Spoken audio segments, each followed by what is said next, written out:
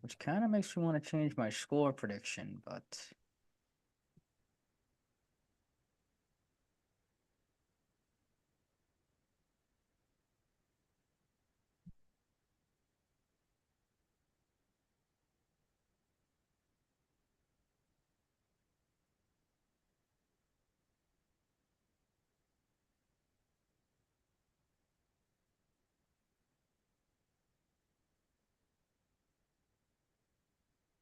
Hello, everyone, and welcome back to episode 177 of the Salvaggio and Cratty Sports Podcast. Here we again on a Wednesday night, January 24th, 7:03 p.m.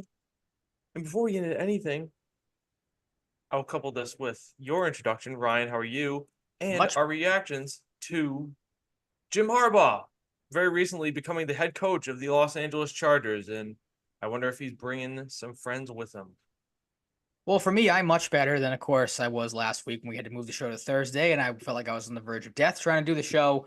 Much better though, which is good. On the Harbaugh situation, I don't want to say this is something like we I feel like people saw coming, but because it did develop pretty quickly. But I feel like once it was kind of laid out there that Harbaugh was interested in maybe coming back to the NFL or teams are looking at him, I feel like a lot of people kind of drew the Chargers as the place that would make the most sense for him. With obviously all that ready to go talent and just not being able to break through with the talented roster that they have.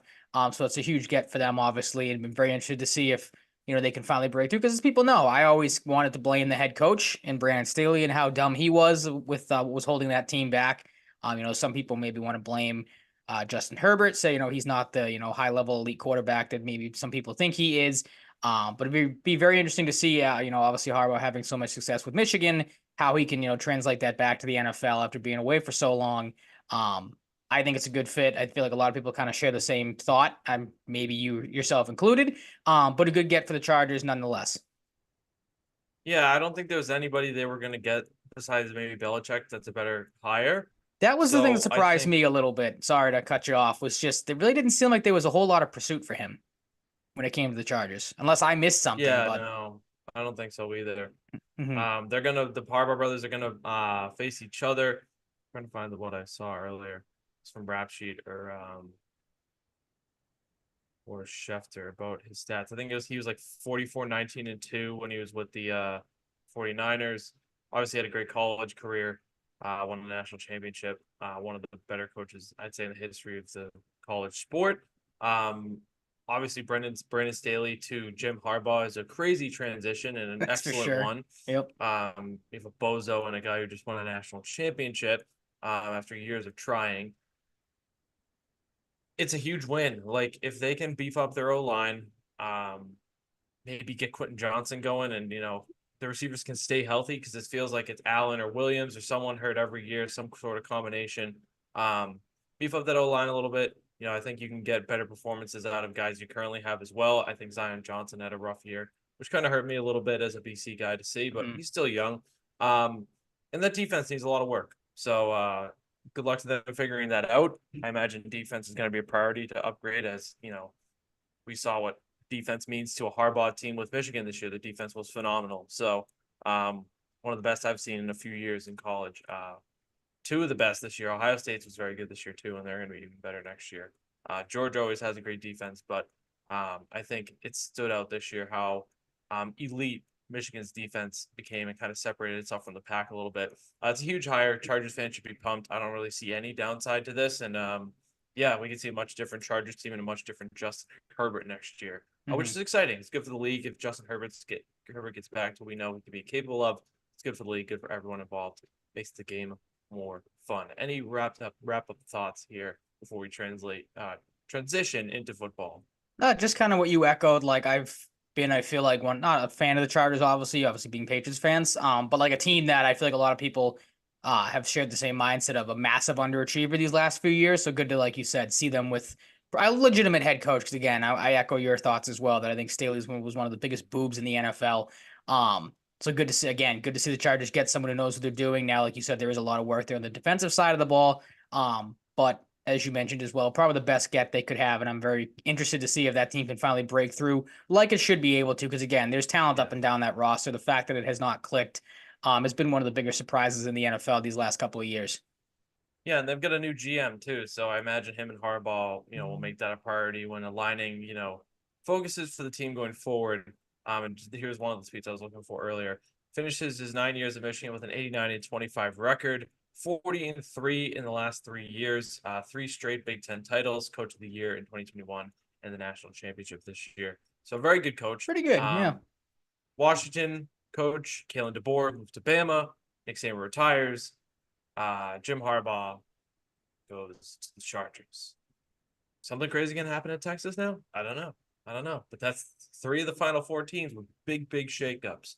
I don't see anything big happening with Texas though. But on to football. We have the divisional round this weekend. Despite the first game being a little bit of a blowout, depending on how you look at it, I think it was close for portions of the game. I think we had another solid weekend of football, especially the late game on Sunday. We started with a little bit of a blowout though. Texans and Ravens. The Ravens kind of pulled away. Lamar didn't light the world on fire through the air, but he was super efficient, didn't throw any picks, and rushed for 100 yards on the ground and 2 touchdowns. Maybe quieting the doubters a little bit, maybe not, but got to give credit where it's due. CJ Stroud got, I wouldn't say humbled, but a little bit of a not welcome to the NFL moment, but like this is the big time, your team's not there yet, you're not there yet. And if you're a Texans fan, I think you should be okay with that. I think you overachieved. I think for sure. you accelerated a rebuild that could have taken 2 or 3 years longer for you to get to the playoffs. And to get this far, I think is a huge win. I think Texans fans should be pumped and very optimistic. Nico Collins didn't score. Dalton Schultz didn't score. The big guys were kept off the board. Devin Singletary didn't score either. Lots of penalties on offense, as you've noted here. 2 false starts from Laramie Tunsil. Shaq Mason had a false start and a hold. Juice Scruggs and George Font both had false starts. Stroud had an intentional grounding, and the Texans had a delay of game. 11 penalties for 70 yards in a game against a team like the Raiders, RA team. That could probably pass against the Raiders, but not the Ravens. Yeah, but against a team like that, you just can't make those mistakes. There wasn't much rust from the Ravens, I don't think, coming off the bye week. They were ready to go, and they won as expected by most. I feel like. Yeah, I mean the start of the game, I feel like was a little bit of a filling out point because I think you did have the Ravens get off to a little bit of a slow start. Like Jackson, as you said, was not fantastic through the air. I really think he hasn't been he's had a great year. Don't get me wrong, but like he's had these games where it's like, oh, he has 100, 70-ish yards in the air, but like you said, he dominates on the ground like he did in this game.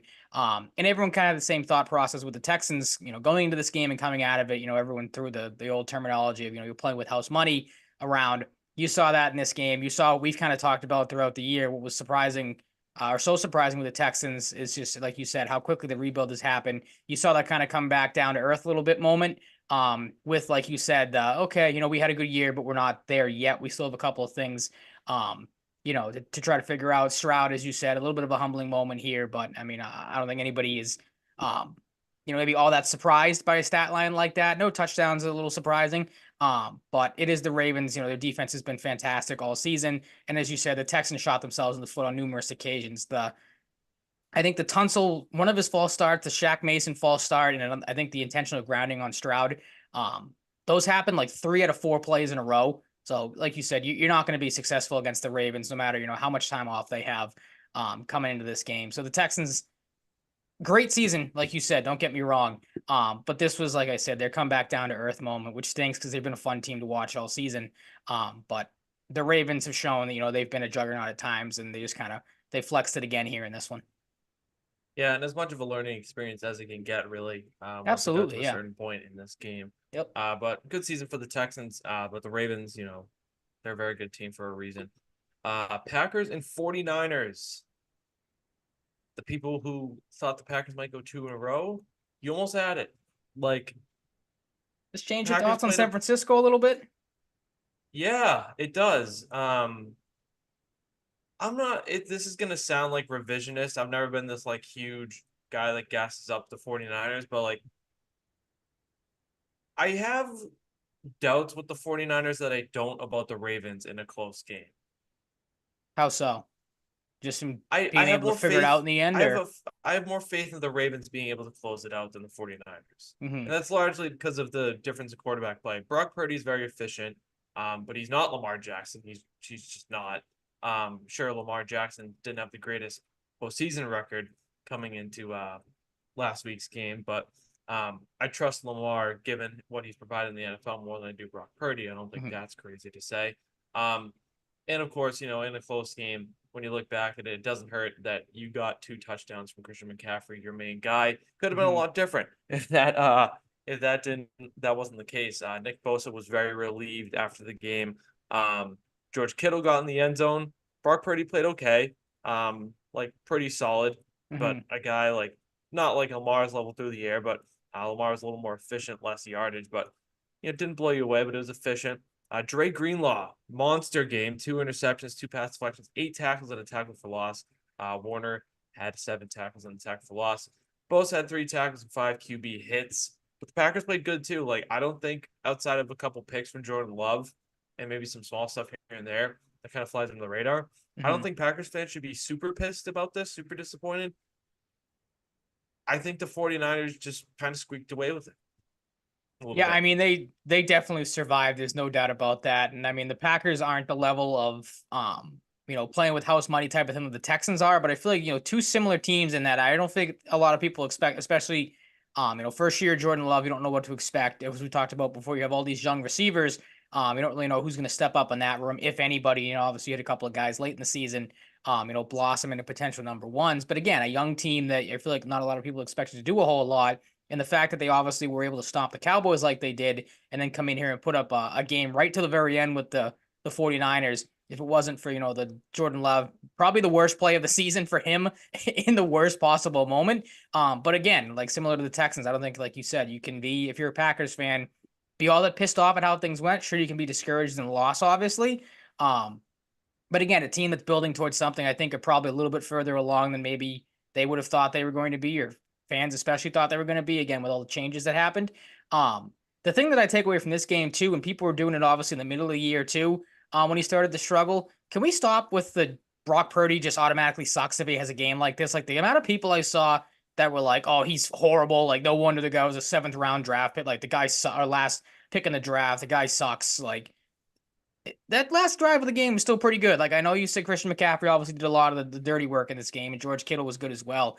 But Purdy didn't have his best game, but I didn't think it was like a horrendously bad game. We've talked about it before. Like all this guy really has to be is a passenger in this offense and on this team, and not make stupid mistakes. Obviously didn't have an interception or anything like that, but again, maybe people will argue at this time of the year you need the quarterback to step up and win you some of these games here and there. But 49ers still found a way to win. They're still a very all around solid team.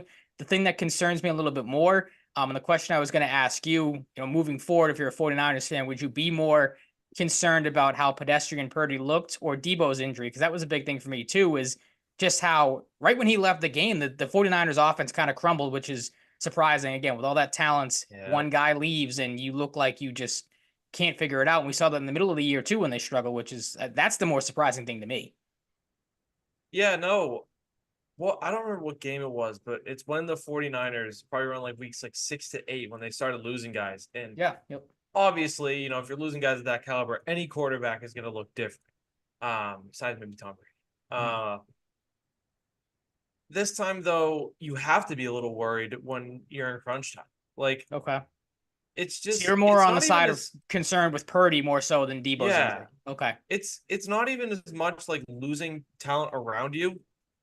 He's still new to the league. Like he's Hmm. not gonna, unless he's just born with ice in his veins, he's not gonna, as a second year player in the league, just like immediately figure it out. You True. gotta you gotta figure there's gonna be some adaptation needed. There's gonna be some struggles. A little bit of kind of recentering maybe isn't the right word, but you get what I'm saying. Like, Yep. Still trying to figure it out at times still and trying to figure put it it all out because together. like I can kill or good, but it's just a huge difference. And Hmm. luckily for them, with how good Christian McCaffrey is, you can just throw the ball to Christian McCaffrey more. If you lose Debo Samuel, and maybe that is enough or close to enough, but you can't just replace a guy like Debo Samuel. So Hmm. that is something to monitor. I also just like I'm not super overconfident in the 49ers blowing teams out or even winning close games. Like I can't say that Hmm. definitively because this isn't Brock Purdy's fault. He really just is a game manager for them. He's not making That's huge yeah. Yep. huge plays all the time. he is designed in that offense to be a game manager. And Hmm. that's fine because they're talented enough around him. Their defense is good enough to win games with him not like bombing down the field and like making insane throws like on the run or on his back foot. Like uh if Debo's out or not, he just needs to be Brock Purdy. He needs to be central in that offense. He needs to not play panicked and they'll be fine, I think. Hmm. Yeah, I'm right there with you. Like You like know, you like I never know. said, It's the that was playoffs. true. But again, that was just the biggest takeaway for me is like the guy at either time this season, it's either, he's an MVP candidate or he sucks. There has been no in between, which has been Yeah, crazy to me. Like I I think don't part of that get the is the hatred for him when he has a bad game or two. I think a lot of fan bases just really dislike the 49ers for some reason. Okay. And maybe I don't get the reasons as much because I Yeah. don't really look into it and I'm not on the West Coast. Hmm. Um, but I don't know. I think a lot of fans are just like they kind of look at him differently because they think he's just a product of his surroundings as well. Okay, So maybe. they Yep. harp on him a little more. But a win is a win for the 49ers. Got to give them credit. They're on Absolutely. to the NFC Championship to go after that elusive Super Bowl further. Bucks and Lions on Sunday, solid game. Like probably right around, I feel like what everybody expected for the most part. Jared Goff was really solid. Uh, Detroit fans love him for a reason. I love Hmm. Jared Goff. I like this team a lot. Jameer Gibbs is just so good. So good. Amon Ra. You got Josh Reynolds getting the end zone. But the Bucks like put up a really good fight. Like Kate Otten had a great game. Mike Evans was Mike Evans. Like you can rely on a game like this at any point in the season, playoffs or regular season from him. He is so remarkably consistent. Hmm.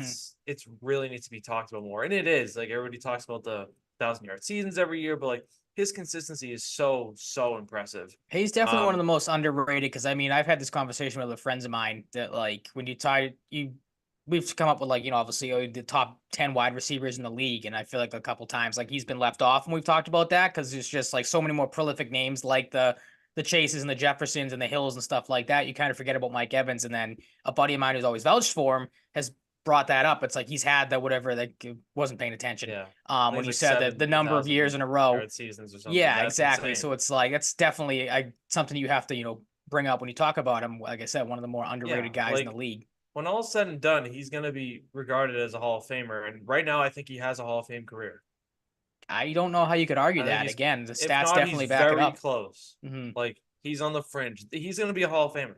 Like his consistency. He's won a Super Bowl. Yep. Um, inconsistency with and without Brady. Like he did it before Brady. He did it when Brady got here, and he's Mhm. still doing it. Just a great football player. Baker was awesome outside of the interceptions. Like got sacked a few times. That's not all on him. He was pretty good. Like Mhm. Baker I saw a report from Greg Allman, who's one of the big Bucks reporters, that he could be looking at 2 years, 40 million total. That's a steal. That's a If he can great replicate contract for that, him. that's a Hmm. great contract. And I don't know if that's Buck specific. I didn't look into it. I probably should have, but I was working. I saw it scrolling Twitter off to the side and I had some downtime today. Um, this is another team. They're very different from the Texans, but like you overachieved. Hmm. Like Oh, for sure. Yeah. you overachieved and you had a good year and things could have went a lot different with Baker. Like we talked going into the season, like this was Baker's last chance. Like Absolutely. maybe his last chance. If he sucked or he played a fraction worse than this, like a good fraction worse, it might have been over for him. He'd be a Hmm. backup or whatever. But he kept a starting job for himself. He's gonna have a starting job in Tampa or elsewhere. And he played pretty good in this game. He gave it his all, but the 2 picks hurt. You lose by 8 points to Detroit. It's just their year, at least to win a couple games. It's a run of destiny, a run they've been waiting for I for was a gonna say while. they got that Will it team end of it? destiny feel. Will it end in a Super Bowl? I don't know yet, but for them, I'm sure it was a big message in the locker room, like, okay, we won the first one in 32 games, now let's go win another and not be a fluke, a one and done, Hmm. and maybe establish a reputation for ourselves as a contender here, like a real contender, because they're gonna be. Yeah, it was just a solid football game. I had a ton of fun watching this game, and yeah, just good football. Yeah, this was one of the more entertaining ones of the week because it was back and forth. And again, in I don't want to say typical Lions fashion, of course, not as much as a nail biter as last week, but I mean, they got close at times. And again, Buccaneers had a chance to win the game or at least tie the game late. But like you said, the Baker interception obviously hurt that. For the Lions, it was another case of, an all around good game. You mentioned their offensive standouts that have stepped up in the playoffs. Like you said, Gibbs especially has turned into one of the better running backs in the league. And that, as we talked about before, that 1-2 punch of him and Montgomery is one of the more dangerous 1-2 punches in the NFL. I feel like a lot of people think. And then their defense was good as well. 4 sacks getting to Baker to obviously force those interceptions. The 2 picks, as you mentioned, 8 quarterback hits, 5 pass deflections, 4 tackles for losses. The Lions, I think, as we've seen, have kind of rounded into one of the more well-rounded all-around teams in the NFL, which makes them, a dangerous threat, and it'd be interesting to see how they match up against the 49ers coming up. But yeah, I mean, you talked about with the Buccaneers too. Like, this is a team, I don't know what we had at the start of the year prediction wise, but probably, if I had to remember correctly, neither one of us were all that high I was on around them. like 4 or 5 wins, and Yeah, maybe exactly. 6. And the fact that, Maybe not. I don't know. I could be wrong.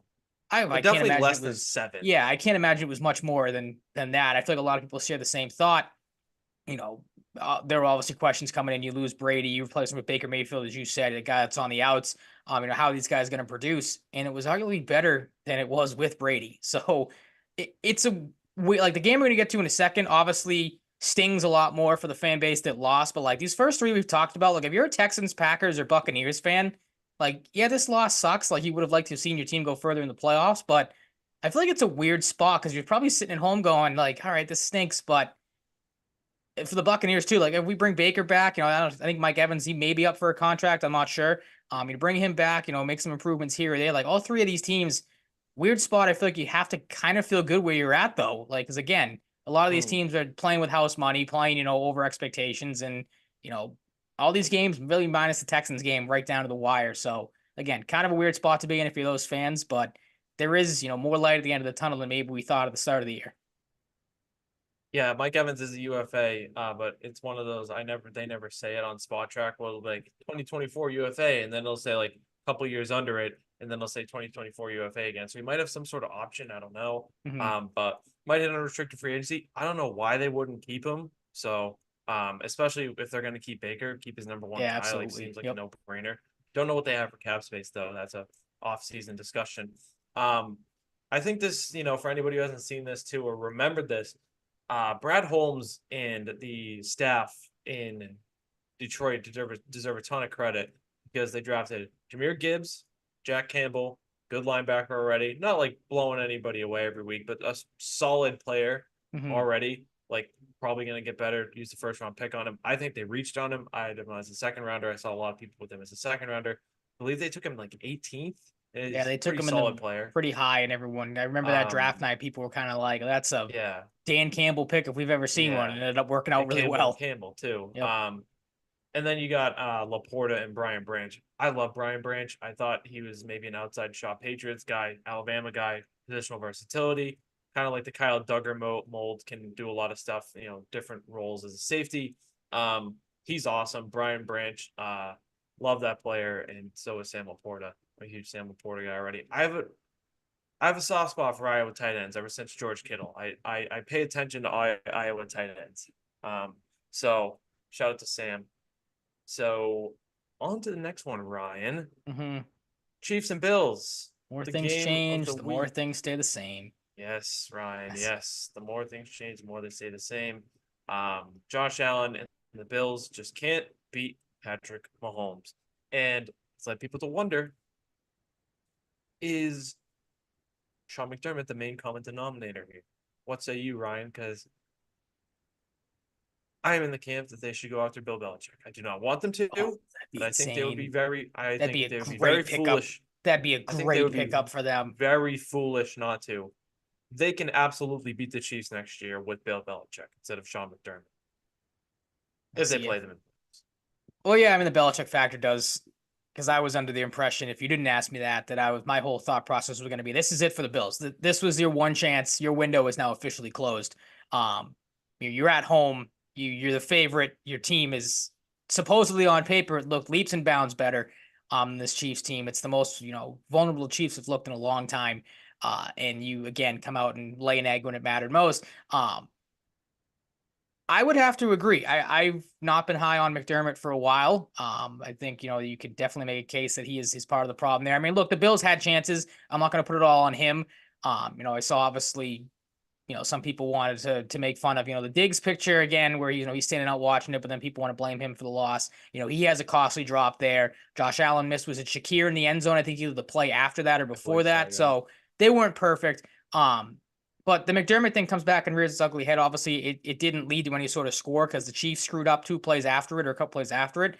But I think the play you can look at that kind of makes you shake your head at McDermott was and it's been talked about obviously a lot, was the fake Damar Hamlin punt on your own 30 or whatever it was. Like that right there is just a guy that's obviously thinking too much, trying to get too fancy. I know obviously we've talked about it before. People talk about, you have to get crazy at times to beat the Chiefs. You do what you got to do. But in that situation, like a completely dumb call, especially with Damar Hamlin, who again, great story and everything coming back, but hasn't played a whole lot this year.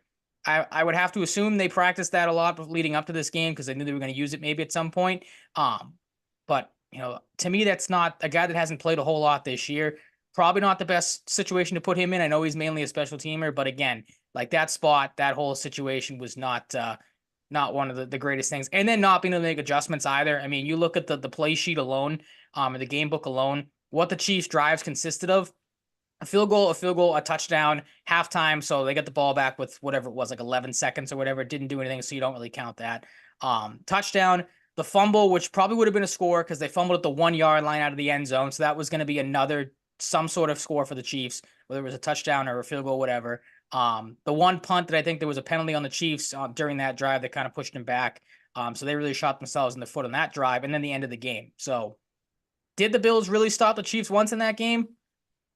Not really. Chiefs kind of, again, shot themselves in the foot, if anything. They gave the Bills a couple of chances there at the end. But yeah, I mean, I think a coaching change would probably do that team. Wouldn't be the worst thing. But then on the flip side of it, everyone talked about the little, pump up speech or the pep talk he gave them during the season that was, chastised and rightfully so.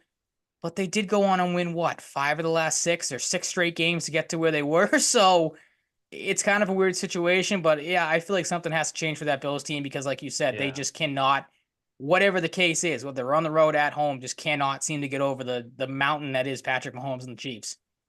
And he wasn't even that good in this game. Like Mahomes was okay. It wasn't one of those that we kind of predicted. It wasn't like the shootout type of thing that we've He's seen proven before. this year he doesn't need to be like nasty to win games though. And that's what worries me about the The Chiefs. Chiefs are well coached enough.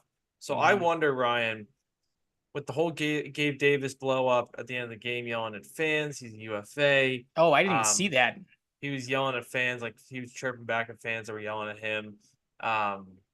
They It's a used ballsy him. move for a guy that They didn't had play. games where I think he might have had 3 0-yard games at the end of the season, like That last sounds 6 about weeks. right. Mm-hmm. They just stopped using him. I think they're headed towards a breakup, and I think Stephon Diggs might be traded as well. He has Yeah, a I potential mean, out after this season, this upcoming season. Do they want to get ahead of time? wouldn't Give be the the team worst thing to trading for him a explore it. little bit more financial security. Like, obviously, you're not going to trade him next offseason if he has a potential out. He's going to opt out if he wants out. There's been a lot of shit going on with the Bills where you can speculate or you can see right in front of your eyes that him and Josh Allen don't see eye to eye. Mm-hmm. This is going to sound like, I don't know what the word is. I wonder about the Cowboys to be with his brother, or I just wonder about any team looking for an award receiver. God, how would the Cowboys make that work though? Teams would have tons of interest. I wonder if they can make that work, get the brothers together. That's just like the easy one for that connection. But I wonder if they at least test the market on Stephon Diggs and see what's out there. Because you need to change. And like Stephon Diggs had a good start to the season. Then he went like 12 or 13 off, weeks without 100-yard plus game. Yep. Like, does he just need to change of scenery? Like, Gabe Davis, for his sake, like, guy that can maybe be a number one or a low end number one on a bad team. I think he could get more money on the free agent market than he would with Buffalo personally. And the Bills draft pick, you wonder if they just draft a receiver to replace him, like Brian Thomas or Donnie Mitchell or something like that, someone who might be available. I don't know. I'm spitballing here, but I wonder That's if Stephon Diggs and Gabe Davis are both playing elsewhere next year. Oh, that's interesting then too, because I kind of think of the problems on the Bills too more on the defensive side of the ball. Like they're getting old on defense. That's But why, like now it's you more so factor in the like Diggs it's and more so contract status and like True. it's not even like the overall team issues. I just wonder if they explore some things there and But yeah, fair to retool the look deck a at. little bit. And Hmm. also, Khalil Shakir like showed you something this year. Yeah, I don't know if absolutely. I he mean, should he was step in as the your number reason they two were in this fully, game. but maybe he's the number two next year. Yeah, he wouldn't surprise me. I mean, he was the guy making the bigger plays in this game. I mean, the Chiefs, you kind of thought maybe you get a little bit more to James Cook, but the Chiefs were able to shut him down pretty good. Obviously he had a strong year. Diggs, like I don't want to say he wilts in these big moments because I like Stephon Diggs. But you've seen it time and time again. Some again, like you said, these games down the stretch where he just was really a no-show. Like Ryan, I leads you just to thought of believe something. what? What if we have a diva QB swap involving Stephon Diggs and AJ Brown? A deep wide receiver swap, you mean? A diva swap. They're diva receivers. Yeah, but you said a diva quarterback, a QB swap. Oh, did I? Might be. Yes, you confused me there. I'm like, are they going to trade Josh Allen for Jalen Hurts? There would obviously be That would other be interesting because I that think AJ Brown might be done in Philadelphia. Like, there's do you writings just on the give wall both there. guys a change of scenery? Like, do you involve some picks? Who works out better in that situation? I think it's I very unrealistic, but I think there's some merit to it. I think both teams would be interested. Like, think about the Bills too. Like, you're trading Stephon Diggs. Mhm. If you're the Bills and you're trying to contend, do you want a first round pick Yeah, I was going to this say year? Do you you're want not another trading first him round hoping pick? to get another Justin Jefferson type of situation. That obviously trade worked out well in the Yeah, past, but again, like Buffalo we to me, saw the Buffalo's window is closed, especially if they do that. So I mean, if Buffalo wants to trade him for a pick, the framework is similar to the AJ Brown Titans trade. yeah, yep. So I don't know. I wonder if they can involve other pieces and do like a change of scenery swap because I think AJ Brown hates it in Philly and I think Mhm. Stephon Diggs kind of hates it in Buffalo. Like I said though, don't jump on me here, people. I think it's It's a extremely move that makes a unrealistic. Not lot of extremely unrealistic, It's but a move like that makes a lot of sense though if we really look into it. Just something like you said, the change of scenery alone. I'm trying to wrap my head around who wins in that situation. I feel like I I don't would know.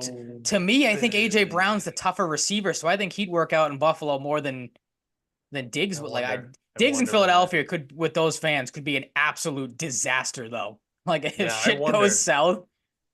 At the very least, I wonder if both of them are just on different teams. Let's say that too. Okay, Um, perhaps. enough rambling, I think. Hmm. Do you agree? Yeah, We a little absolutely. tangent. We had a little Yeah. tangent. That's okay. But Yep. it gets the juices flowing. We're getting a little closer to the off season. Let's get the For juices sure. flowing a little Yep. There's bit. not a lot of games to talk about left. Championship weekend. Please, for the love Kansas of God, City Ravens. Please. at Baltimore. Yes, please, You are the Ravens. last line of defense. I saw somebody made an edit today of the Avengers Endgame scene with Captain America with Lamar Jackson on him, staring down the entire Chiefs roster and Patrick Mahomes as Thanos, which I was like, I've never seen anything summed up better in my life. Because that's what Lamar it feels like. Jackson has a chance to be a hero, Nope. not only Not to the not all heroes football wear world, capes. but for the city of Baltimore, who's been chasing a Super Bowl for a little while now. Another one. Obviously, this gets them there. You're gonna win it too, but the Mhm. Ravens are 3.5 point favorites. Just shows you how good they are against the Chiefs. They are at home as well. Over under is 44.5. Joe Tooney might not play due to a pec injury, but he's going to try his hardest to. That's a big loss. They That's a lose him. huge loss, yeah, against that defense I for sure. don't know the severity of the injury, but for an offensive lineman, you're using your hands a lot. That extends to the upper body. Hmm. Wear and tear for sure. I don't know how well that's going to work if he plays through it, but I'm not a doctor and I'm not Joe Tooney. I'm not on the Chiefs. Hmm. Just something, becomes a Something lot to of that monitor. power, Yep. that upper body strength. Just saying. Um, Interesting to monitor. This game is going to rule. I am very excited. This has just been a great I don't get how playoff this so got to far. be the day game. Like I was shocked when I put this in the I don't outline the other know. day. I I figured Chiefs I Baltimore didn't was the think of night that. game. I didn't think of that until now, Yeah, Ryan. That's an excellent question. thank you. Um, I'm very excited for this game.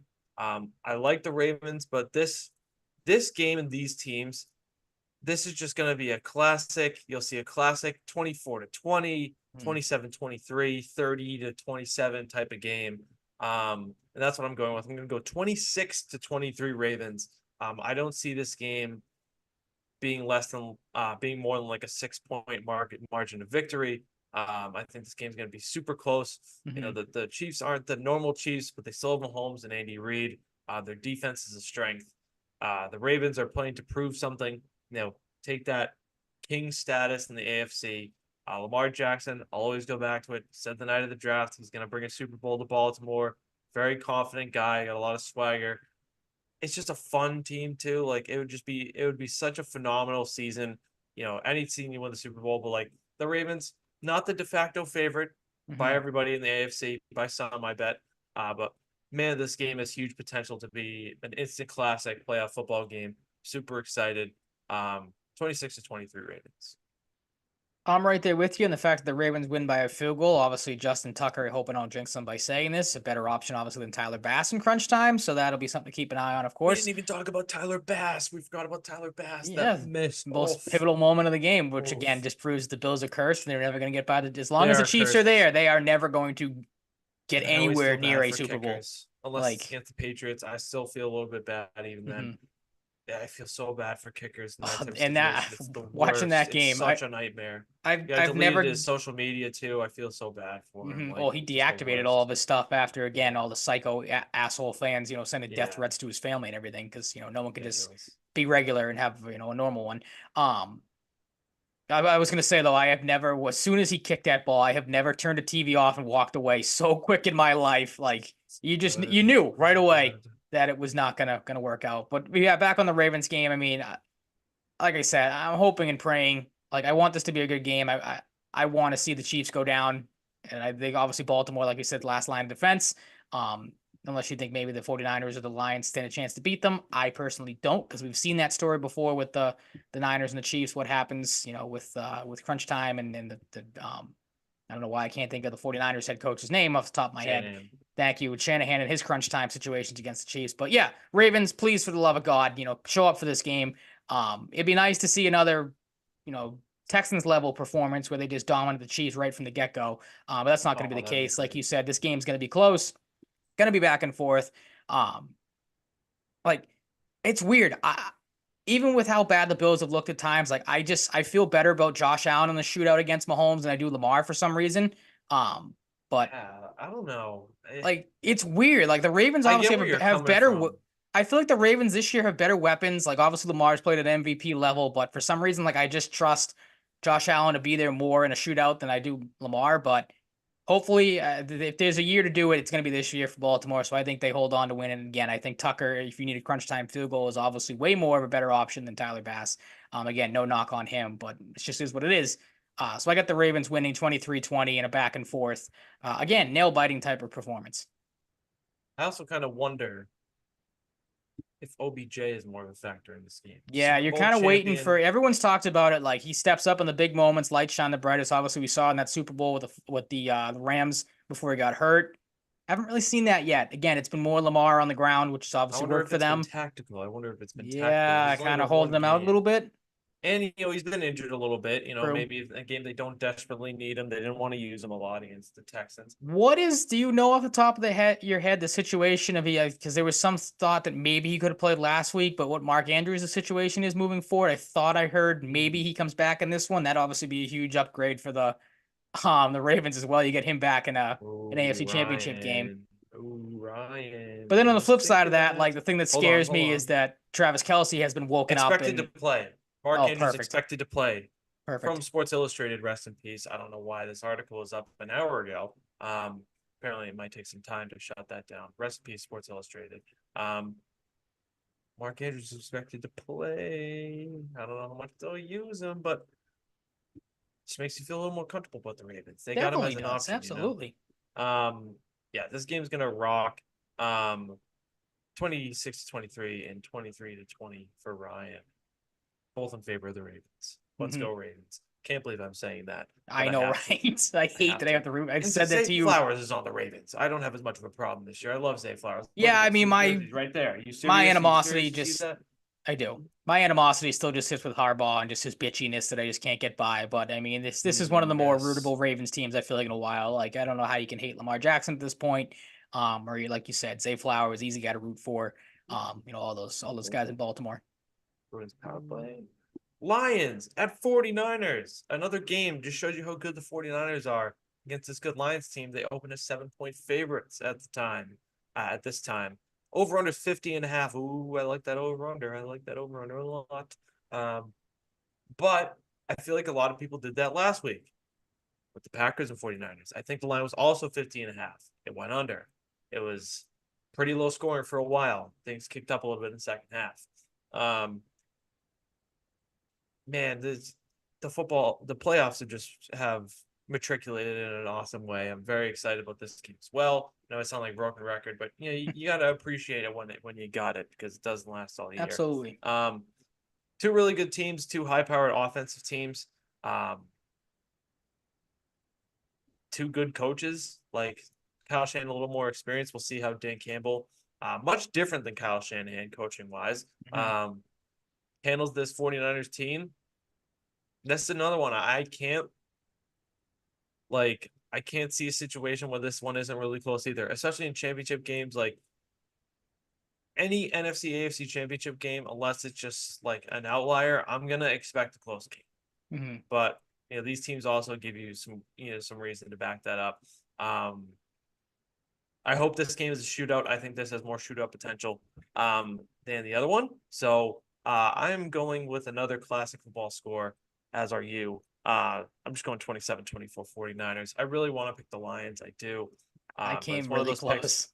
where I want to, but it doesn't feel right to do so. But I could absolutely see the Lions winning. I can see that scenario, and that would be awesome. I'll bet their spread because Um, I don't think the 49ers are going to win by a touchdown in this one. yeah, Like, yeah. Debo did not practice today, and his status is uncertain. That's a big one. I want to take the Obviously, Lions even more. There is one thing holding me back from taking the Lions. It is something that I mentioned to you before we what jumped is on that? the show. I was able to I did not find the tweet that I saw, but I found a tweet that referenced the stat that I wanted to get to. And the fact that the Lions, this will be the first outdoor game they have played since week 14 against the Bears. Obviously, playing in California, a little different than maybe, a situation, maybe playing in Detroit this time of year, playing in Chicago, with cold weather. So the weather I saw, and I looked it up last night on ESPN's page. I think it's supposed to be in the 50s, maybe the 60s, I want to say, and cloudy. So not a bad night for football at all. But maybe that is something to monitor. Lions, first time they've been outside. I don't know when week 14 was, probably what, October, maybe? Oh, no, No, I don't think so. no, probably Maybe. that's, Let me look it up. I don't I know could when be they played the wrong. Bears, but that's my Week point is 14 maybe, was December, okay, mid December. December. So I don't know. My math was not good there at all, but Wrong, it, idiot. it has not been. It never in my life. But yeah, that is maybe something to monitor. Lions first outdoor game, but I mean, they've looked good no matter what. These last couple of games. Anybody that wants to bet the over in this game, I am going to tell you to stay away from that because I think this might be a heartbreaking over bet. I think this ends 27-23 49ers. I think both teams obviously can run the ball very well. Okay. Uh, You know what what? this means, Ryan? What? You have to bet the under. I have to bet the over. Okay, fair enough. Because I haven't hit it by half a point. So You you have to bet do. the under. I bet the over.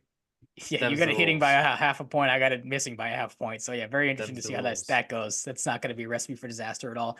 But yeah, I think this will be a game that's probably won within the trenches, especially if Debo's not going to, or is, his status, like you said, is up in the air. 49ers obviously can run the ball very well with McCaffrey. The Lions, as I've said, have had that two-headed monster of Montgomery and Gibbs. That's going to be the difference maker in this game. I think, what team holds onto the ball more, kills more clock. In the end, I think the 49ers will probably make a couple more plays on defense, and that's why I'm going to go with them. Plus, it's the fact they've been here before. The Lions still, fairly young team, and obviously do when it comes to these bigger games. But would love to see them step up. Would love to see them shock the world. I just don't think it's their time yet. This is, I think, where the fun is unfortunately going to run out for the Lions. Yeah, I think so too. Unfortunately, hope I'm wrong. But it really is a fascinating game on the ground. You have McCaffrey, who's like pretty much good enough to just be two running backs with how he can Mm-hmm. produce, and then you have two awesome running backs, including a rookie who is lightning quick and agile. And Jameer Gibbs on the other side, and David Montgomery, just super reliable power back. So It's gonna be a fascinating matchup. And man, I hope this game. This is the one that has huge point potential. I hope it delivers. Um, that is going. No, it isn't. No, it isn't. We didn't put in the outline. That's why I almost forgot. A quick Pats update for anybody who hasn't seen it. They lost the option of Dan Pitcher, I believe his name is, who was potentially linked to them for the Bengals, but he's The stepping up Bengals to right replace now. Brian Callahan, who went to Tennessee, I Tennessee's think. head coach, I believe, right? Yeah, I believe so. The vacancies remaining open at head coach are Commanders, Falcons, Panthers, and Seahawks. Let me find the Mike Cadlick tweet I sent you earlier. Oh, right. Um, he's been keeping track of things. Luke Getsy's got an interview. I forget with who. I'm just spitballing potential updates as I look for the tweet here. I have it here. Mike, Do you want it? yeah, just read it off. So he said, here's an update on the latest list of reported Patriots coordinators' interviews and requests. Offensive coordinator Nick Caley of the Rams, Zach Robinson of the Rams, Dan Pitcher of the Bengals, who we know, like you just said, is not going to be the case. Shane Waldron, Seahawks, who was hired by the Bears, so he's out there.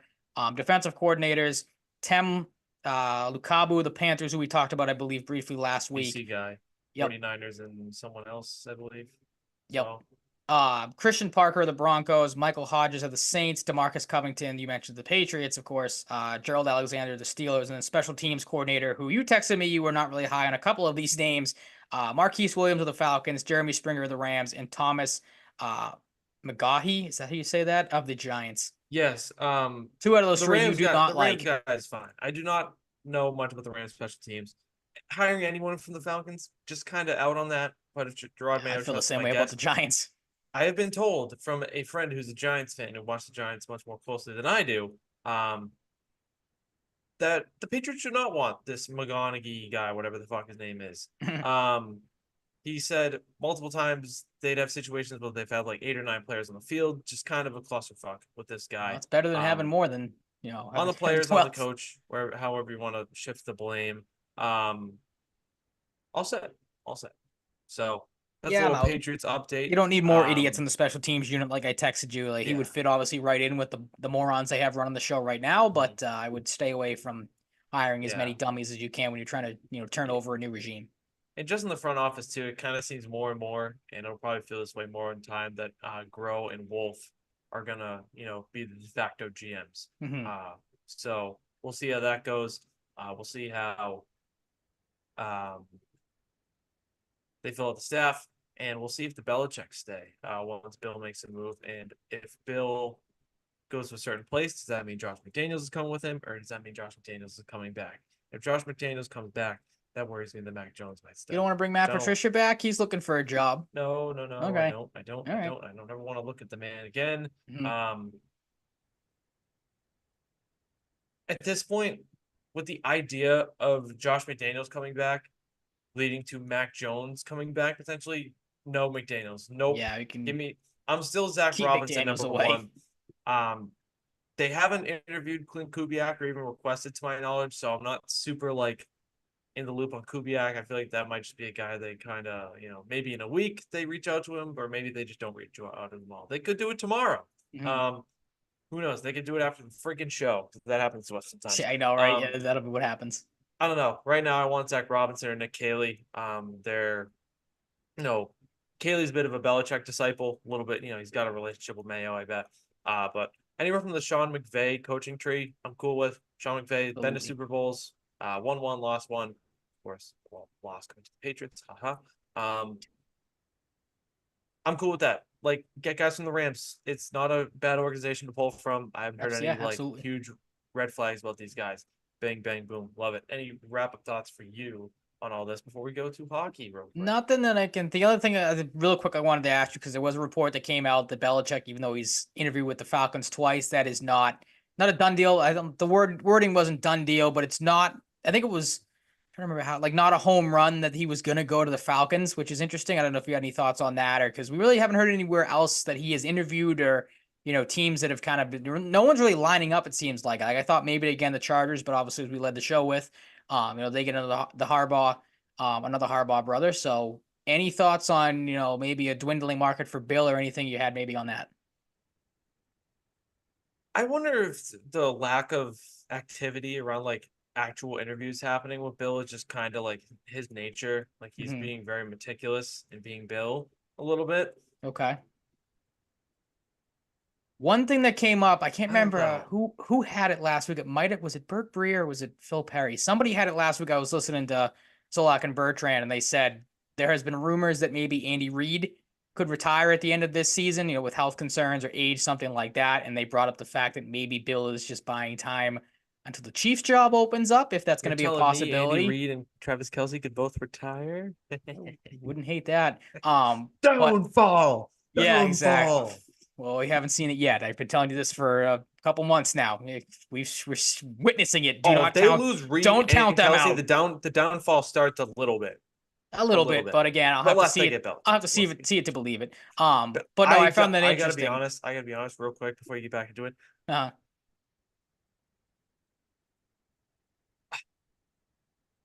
No, no. I was gonna say I don't see Belichick going to the Chiefs, but I don't know. I don't, I because don't know. whoever I brought don't it know up how I again, it feel. was either Phil Perry, Burt Breer. I can't remember who it was. So apologies there for the people that wanted to know that may be listening. But whoever it was brought up the point that he like, would you really want to go to the Chiefs and your legacy becomes you can only win with Tom Brady and Patrick Mahomes? Mm, Like that too. I wasn't even thinking that that. I would, just wonder if he yeah, wants to go to a team the Patriots have had a bunch of battles with. Like, I don't that know. too. Like, Well, that's why I kind of like just like a Buffalo. vibes Buffalo thing would be a too. great spot for him, but would you want to You stay could within stick the it to the division? And Patriots a little you bit, could. Yep, we've stick had to that them in the discussion before. division, Yep. dominate them in the division potentially. Hmm. Patriots could be good in a year or Finally, two, but like, be the guy that can finally they got the get Bills above over the the hump. Bills? Yeah, can you get the Bills over the hump? That feels like the perfect Bill job right now. Is the Buffalo Hmm. Bills, Bill to the Bills. Um, we'll see. We'll have plenty more time to talk about coaches and stuff and Bill Belichick's next destination. I don't think it'll happen, but it would be crazy if he went to Michigan. I don't think he's going to That'd take be a college wild. job, but that He's would gonna be go to. wild if he Mhm. just went to Michigan. But that's like pipe dream shit. So it would be funny though. Bruins though, they're playing the Hurricanes right now, who look terrible with their fire hydrant helmets. I hate them. I Those don't are, know why yeah, teams those change up their helmets. The very fucking ugly. Leafs do it with the blue helmets sometimes with the white uniforms. They look like Lego characters. Like, it's awful. It's awful. I hate it. Speaking of helmets though, did you see the Canucks blue chrome helmet they're debuting?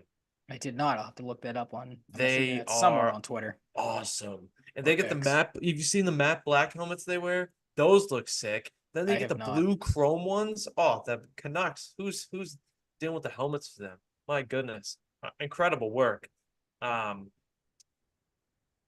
Bruins Oh, those are Avalanche cool. I though. do like those. They are cool. They're very I like cool. those more than I'm not a huge fan. Is it oh, the black ones are cool looking too. I just saw one with two of them side by side. Um Oh, Vegas is the one that has the shiny gold helmets, right? I'm yes. never really been high on those, but the No, chrome blue the looks Kings have sick. the chrome silver. That's the other one too that I'm not, I like the Kings. too I like high the on. Kings. I like the Okay. Kings.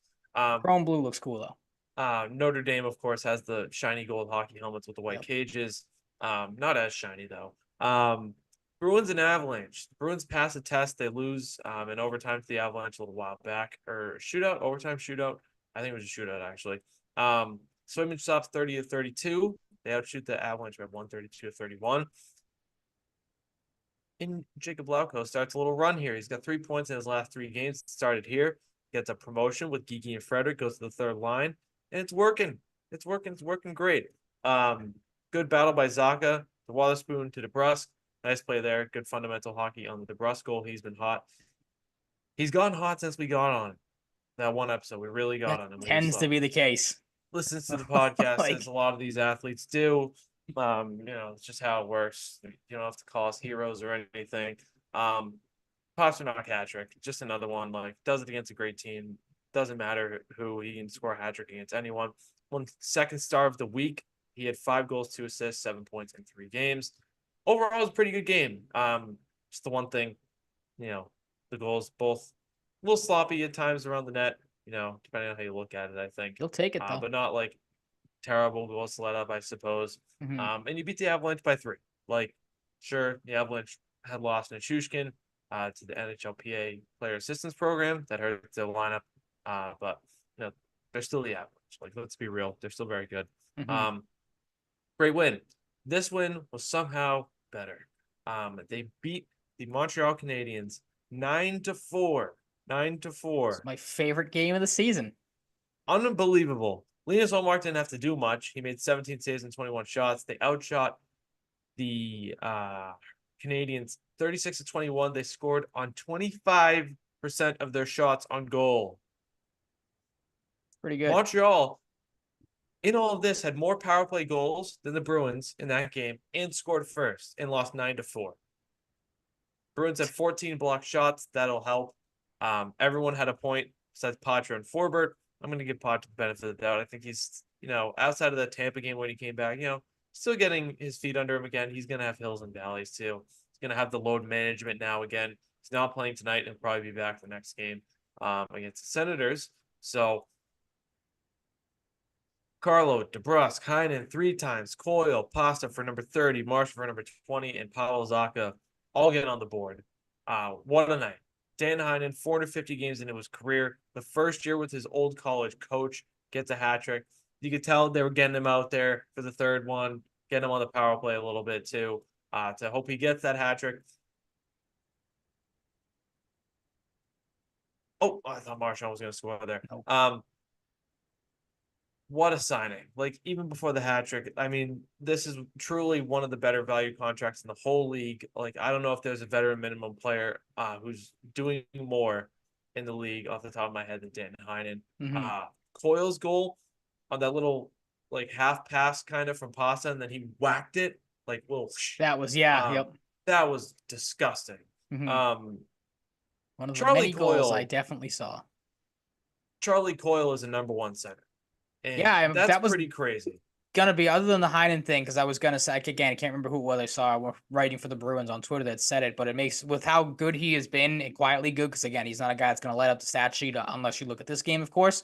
How every other team in the NHL passed on him for the league minimum is kind of ridiculous, because he's been everything you would want and more out of a fourth line guy, third line if he has to step up from time to time. And then Coyle has been excellent, a guy that we talked, I feel like, a little bit about leading into the year. I was kind of weary on him because we've seen what he's, not done as a first line center in the past. And that's why I was kind of weary on, giving him that role again. Because he's been better in the second, third line roles. He's been phenomenal filling in for Bergeron, whether that's, power play, penalty kill, whatever he's been on. So I absolutely give credit where credit's due to both of those guys. Yeah, and I was curious, so I looked into like some of the more advanced metrics of it as well. Charlie Coyle in this breakout season is not an analytics darling by any means, for the most part. And that's why analytics sucks from But- time to time. But when you're getting this production from a guy who was largely a third line center, and you're one of the best teams in the league, fuck Take it. analytics. Who gives a shit? Like, I come say on. fuck analytics. This is a guy. Regardless. This is a guy who I'm going to give him the benefit of the doubt on analytics, because you know why? He's putting up a lot of points. He's playing a bigger role, and he's having to do a lot of the shit that Patrice Bergeron had to do. It's a lot of pressure, and he could be handling it worse. And he's playing phenomenal hockey. We know what he's had before. The puck management, nobody like protects with their body and protects the puck better than Charlie Coyle in the league. Like, I don't know if there's anybody that does that as well as him, just because of his size and strength. He's a specimen this year. He's a specimen. And, when I say specimen, you might think he's like Elias Pettersson level production. That's not what I'm saying. But for what he's shown us in the past and the level he's stepped up to, he's a specimen to me. Absolutely. Yeah. It should have been a harder transition for him than it has been. And it's pretty remarkable. Yeah, there's never, that was the other thing too, is there really hasn't been any like bumps and bruises along the way. Like there No. hasn't been a stretch where you've been like, oh, fuck, like we really have to rely on Coyle. Like that, you got to do something with the first line because it's just not working. That hasn't been the case once this year. Again, he's been great. And I'm glad you brought up the analytics side of things, because he's, to me, is the prime example, if that's the case, of, F your analytics. Watch it like people used to do. Watch it with the eye test and see what the guy has done and what he's meant to this team, which is, again, good to see. He has 17 goals and 38 points. Let's look at his recent games. His last 5 games, he has a point in every game, and that is 3 goals and 5 assists in his last 5 games. But the analytics say he's no good. Pretty good. Doesn't matter in this situation. I always factor in the analytics when I evaluate players. In this scenario, I'm saying fuck the analytics. Hmm. Fuck them. Because there are some that'll make them look great, and some like the ones I looked at. Didn't go too in depth, but some RIPM charts that doesn't look the best on. But who cares? He's got 38 points in freaking 46 games.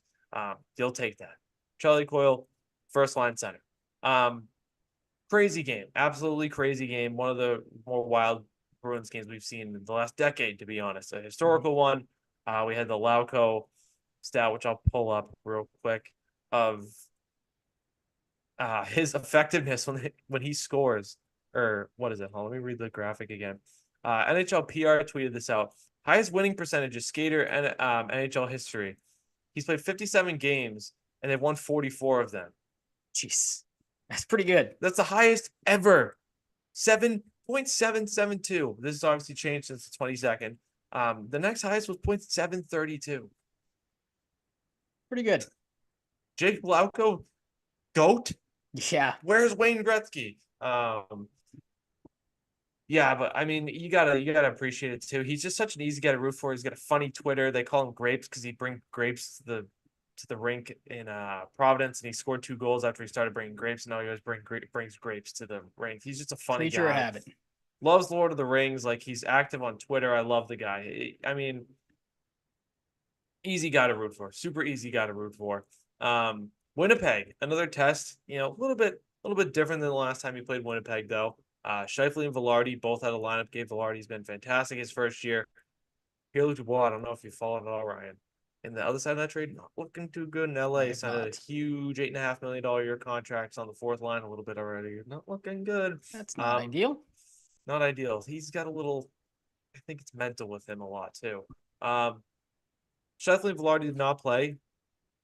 No power play goals on 6 combined power plays. That's a little weird, especially with 2 good teams. Glauco goal scores again.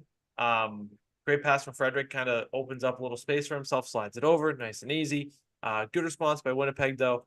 Vlad Nemestikov tips what they thought was Dylan DeMello's first goal in like 40 games. No, sir. Nemestikov tipped it. Bruins didn't waver, though. Nice tip in by Coyle a little bit later in the game. And this was the type of goal. He's had a few, nicer Jake DeBrusk goals, but this is the type of goal that really fully sold me that Jake DeBrusk is back. Mm-hmm. That energy level. A loose puck, no hesitation, hops on it, boom, doesn't overthink it, buries it. That's what he's capable of. He's been great lately. Happy I didn't have to think about him just, being in and out. Could happen, he goes through stretches, but right now it feels like the old Jake DeBrusk is back. It's up to 25 points in 45 games now. His last 3 games, he's got 3 goals and 2 assists. So pretty good. He's had a plus rating too in his last 5. So hasn't had a minus rating since January 4th. So he's contributing. He's on the ice when the team is scoring. His defensive game in the last 2 years has taken a leap too, which is going to help him, in his case to sign here. When he was scoring a little more consistently, like 30 goal range, wasn't as good as a defensive guy earlier in his career. The last 2 years, though, he's really picked up the defensive game. You can rely on him when you need to in the penalty kill. Right now, I am back in signed Jake DeBrusk territory long term. So, but need to see how the rest of the season pans out because he's a fascinating case. No matter how he finishes out this season, he's a very fascinating case. And Marchand scores the empty netter. Good win against a good team. A little bit battered, but good win against a good team. Monty made it clear going in that he's like, they kind of embarrassed us last time. We want to have a much better effort and, get the W, and they did. So, lovely. They're playing Carolina right now at 0-0, 3:28 left in the first. Andrei Svechnikov's not playing. He's given them a huge boost, especially on the power play at times, since he came back from injury. So we'll see how that has an effect on them throughout 16 minutes tonight. But no score. Brendan Carlo just went to the box, actually. We have 2 games until next show, which will be either Wednesday or Thursday, depending on a potential work commitment Ryan has. So stay tuned. If you follow us on Twitter, we'll be on Wednesday or Thursday. Might be Thursday again. Sometimes you just got to shuffle the deck. Mm-hmm. Ottawa on the 25th, which is tomorrow at Ottawa. They're bad. I realize I usually put the records next to the name and stuff, but I forgot. Ottawa, basement of the Atlantic Division. I'll pull it up right now. They are 18-24-1. They've won their last 2 games, though. 4 of their last 10, maybe turning it around a little bit. They're pretty bad though. They have a good roster, just underachieving. Shane Pinto's back from that 41 game gambling suspension. Um, he's I on forgot a about veteran that. minimum deal now, so he literally has to bet on himself. Get it? But I stole that. I can't take credit. Um, Oh, I'm just passing along. Come on, all I'm right. giving people I'm giving the Fair people enough. last. Ryan. Okay. Tim Stutzla, still Tim Stutzla though, 44 points, 43 games, 34 of those being helpers. And then 2 nights later on the road, you go to Philly. Travis Konechny having a phenomenal year. I think he's getting a little under the radar too. 42 points in 48 games. Guy on the other side though, analytics darling this year has really become a really well-rounded player. Good team. Torts has made them into a stingy team, annoying to play against. Um, should be a good game. It could have been a shitter coming into the season looking at the Flyers with how bad they could have been, but they're not. So, anything you are looking forward to this week? Any reactions to Lowry and Beecher being sent down, It was a perhaps? little surprising. We're, I mean, we've kind of seen them in spurt, or more so, we've seen why can't you just said his name? Lowry in spurts. I'm drawing a blank here. And Beecher, Um, Lowry and Beecher. yeah. Well, I mean, Beecher's obviously played more than Lowry has. I feel like at the start Mm-hmm. of the year at least. So I mean, a little Mm-hmm. surprising. But you got to do what you got to do. So I'm not too bent out of shape by it. I'm just as for what I'm looking forward to this week is hopefully having better luck. We didn't really talk about it. Um, texting you during the football games and the Montreal game. The fact that I Oh my saw god! one Oh my of god! I forgot. literally one of the 13 goals. I am not joking. Again, I was watching more so That's football with my dad incredible. um Saturday night, and literally every time we turned the TV back on, a goal had been scored. We missed every goal except Carolina for, just scored. yeah, I saw that out of the corner of my eye, but we missed every goal except for Heinen's hat trick goal. That was the only one we Yeah. saw the entire game. One of my buddies So, said the same thing happened. He said he missed like a bunch of goals, but which it was is it was super hilarious. Like fun. we were making jokes at that at one point, like, "Oh, Bruins are probably up 5-4 because they were just or 5-3 a second ago. Turn the TV back over, it's 5-4. So that's the kind of luck I had on Saturday night, watching the Bruins. Incredible. Literally did not see a goal until the very end. But Incredible. yep. Just another observation. I track the face-off percentages, for each game when I look back at these games. The face-offs have been better. If you listen to the show in the past, they've had some really ugly games in the draws, which helps that they're getting better. Beecher and Lowry. Beecher was a little surprising. I think you could have got away with sending Steen down. I don't know if anybody would have claimed him. Somebody might have. But I also don't think this is going to hurt Beecher. I don't think it's long term. I think he's going to play well too. I just hope he comes back at some point. I Mhm. don't see a scenario where he doesn't. I don't think he stays down there the whole season. In Lowry, like he's gonna play a lot down there. He, turned a corner the last month and really rounded out his game. But he's gonna be back up too. Maybe they trade Grizzly or something. They just don't have the spot for him right now. They can both go down on waivers with both go down without waivers rather. It's just a convenience factor. I don't think either of them are stapled to the AHL for the rest of the season by any means. Nothing too crazy to worry about. In the first game back, I believe they played Bridgeport, 2-1 overtime win. They both scored, and I don't know if you saw Lowry's goal, but oh my god, It did like not. a pivot spin move type of thing, opens himself up, rips it home in overtime. Um, at the very least, if they're down there for a little bit, they play really well and their confidence is a little higher. Not that it needs to be, but Hmm. um, I don't think these are permanent moves. I'm not too worried about them, but I was a little surprised, I will say. While the Spoon's been really good, they're not going to put Grizzly on waivers. I know some people said that they're just not going to do that. When they can trade him. Why would they put him on waivers when they can trade him at some point? That would be stupid. If you lose him for free, that's poor asset management. Hmm. They need draft Then people picks. will be He's pissed getting a about draft that. pick. Then people will be pissed about that. Thank you, Ryan. Yep. Um, That's how it goes. No how one's it ever goes. happy. And one guy I'll put out there because I feel like the initial report kind of went under the radar. Maxim Siplikov having a pretty good year. You see a couple guys who are tearing it up in Europe or mainly in the KHL. They get linked like, oh, they're trying to come over to the NHL. Is their agent trying to facilitate a transition to the NHL? Looks like Maxim Siplikov is the first one this year. KHL player, I believe he turned 25 in September. So he's pretty young. He's a 25-year-old winger. He's got 29 points and 29 goals and 41 points for Spartak in the KHL. Had 4 goals in his last game. Um, As of Wednesday morning, he's 29 goals, ranked third amongst KHLers, trailing only teammate Nikolai Goldobin, who is 31, and Avangard Omsk's Reed Boucher, who formerly played in the NHL. This is from Ty Anderson's article, of course. Got to give credit. Reading off here. His points are 17th most amongst KHLers. Ex-Bruins center Ryan Spooner is the sixth highest scorer in the KHL this year with 53 points. They're not alone. He's a 6'3" winger. There are suitors in on him as well. Coyotes, the Maple Leafs, Red Wings.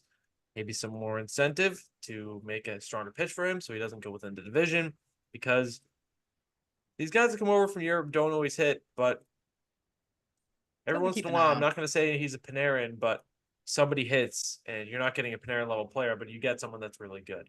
I'm not saying he's going to be Panarin, but sometimes these guys hit. So especially if you want to keep him out of the division, I'd say do so. I wonder if Arizona could offer him the best role, though. I wonder how much he would like to play in the desert. I don't know. But it's also believed the Rangers are in on him as well. His agent's trying to work something out, get some teams interested. Looks like a good player. I've seen a little bit of highlights. Can't act like I know a ton, but if you're putting up those numbers as a 25-year-old in the KHL, pretty impressive no matter how you skew it. So I said on Twitter today, if you can add him as a scoring option, you don't have to give up a trade asset. So not a lot of trade Keep an eye assets in on. That's Boston. If interesting. you can get this guy for free, Maxim Siplikov can slot in on a second or third line wing, maybe get a little taste on the first line every once in a while, move him around a little bit, and you have yourself a little Russian sniper maybe. I'm cool with it. You're cool with it? I imagine you are. Yeah, wouldn't see why I wouldn't be. Yeah, exactly. It's really that simple. Would be very cool with them adding him. Don't know how much he costs, but of course, the Bruins aren't super flush with cap space, so they'd have to get a little creative. Maybe a Matt Grizzly trade opens up that cap space. See, Ryan, we're connecting dots. Making it work. Parker Wotherspoon stepping up. Barry Forward back, makes the lower right. Trade Matt Grizzly, sign Maxim Siplikov. Connecting We'll all the see. dots. We'll see. Have no idea when he's even going to sign, so it could be a little while we have to wait. But keep that name in mind. We'll Maxim sign Siplikov. at 9, whatever we get done at, and 5 minutes after the fact. We'll put it at like 9:15. No, not even, because we're not going to be out for another hour probably. Yeah. Like quarter of 9, we'll say. Yeah, I don't know. We had some big news drop today, Ryan. Of course, in classic sports fashion, you see some news try to get buried. We had a huge update on the 2018 World Juniors incident today. We've seen Dylan Dubé take a leave of absence from the Flames due to mental health reasons. Carter Hart took one the other day from the Flyers. Michael McLeod and Cal Foote did today from the Devils. And Alex Formenton, who was the RFA with the Senators, they didn't sign this summer, which led people to believe, is he involved in this? Is that why they're doing it over the summer? He took a leave of absence from HC Ambri Piotta. I hope I said that right, in the Swiss League, to go back to Canada. Seems like those are the 5 guys that are going to be charged. And it's a huge story. NHL players, NHL careers likely over. Young players as well. That, without saying any details, because the details are very graphic and aggressive, we'll say really, really fucked up and really did something stupid and irresponsible, dangerous, harmful. So many bad adjectives you could tie to this story. Some pretty disturbing details. Just going to leave it at that.